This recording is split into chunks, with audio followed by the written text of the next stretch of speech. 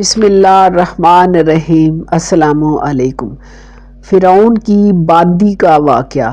حضرت محمد صلی اللہ علیہ وآلہ وسلم شب معراج کو بیت المقدس کی طرف جاتے ہوئے مصر کے قریب ایک مقام سے گزرے تو آپ صلی اللہ علیہ وآلہ وسلم کو نہایت ہی اعلیٰ اور زبردست خوشبو آنے لگی۔ آپ صلی اللہ علیہ وآلہ وسلم نے حضرت جبرائیل علیہ السلام سے پوچھا کہ یہ خوشبو کیسی ہے؟ جواب ملا کہ فرعون کی بیٹی باندی مشاطہ اس کی اولاد کی قبروں سے آ رہی ہے۔ پھر حضرت جبرائیل علیہ السلام نے اس کا قصہ آپ صلی اللہ علیہ وآلہ وسلم کو بیان کیا کہ مشاطہ فرعون کی بیٹی کی خادمہ اور وہ خفیہ طور پر اسلام لا چکی تھی۔ ایک دن فرعون کی بیٹی کے بالوں میں کنگھی کرتے ہوئے اس کے ہاتھ سے اتفاقاً کنگھی گر گئی اور وہ اٹھانے لگی تو اس کی زبان سے بے ساختہ بسم اللہ نکل گیا۔ اس پر شہزادی نے کہا کہ تو نے آج عجیب کلمہ بولا، رب تو میرے باپ فرعون ہی ہے، پھر تم نے کس کا نام لیا ہے؟ خادمہ نے جواب دیا، فرعون رب نہیں ہے بلکہ رب وہ اللہ ہے جو مجھے اور تجھے اور فرعون کو روزی دیتا ہے۔ شہزادی نے کہا، اچھا تو میرے باپ کے سوا کوئی اور بھی اپنا رب مانتی ہے تو؟ اس نے جواب دیا، ہاں ہاں، میرا، تیرا اور تیرے باپ کا سب کا رب اللہ تعالیٰ ہی ہے۔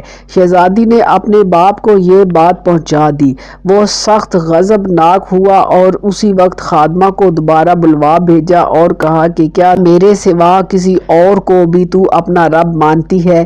اس نے کہا کہ میرا اور تیرا رب اللہ تعالیٰ ہی ہے جو بلندیوں اور بزرگی والا ہے۔ فرعون نے اسی وقت حکم دیا کہ تانبے کی جو گائے بنائی ہوئی ہے اس کو خوب گرم کیا جائے اور جب بالکل آگ جیسی ہو جائے تو اس کے بچوں کو ایک ایک کر کے اس میں ڈال دیا جائے، آخر میں خود اس کو بھی اسی میں ڈال دیا جائے۔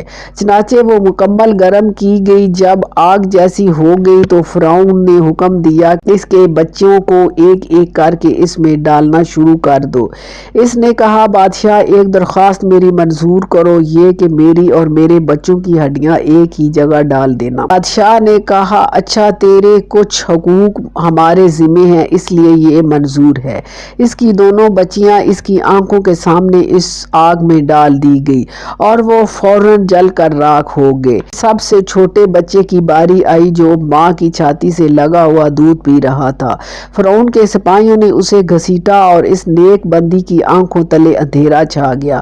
اللہ تعالیٰ نے اس بچے کو اسی وقت زبان دے دی اور اس نے بلند آواز ہو کر کہا، اماں جان افسوس نہ کر، اماں جان ذرا بھی پس و پیش نہ کرو، حق پر جان دینا ہی سب سے بڑی نیکی ہے۔ چنانچہ انہیں صبر آ گیا۔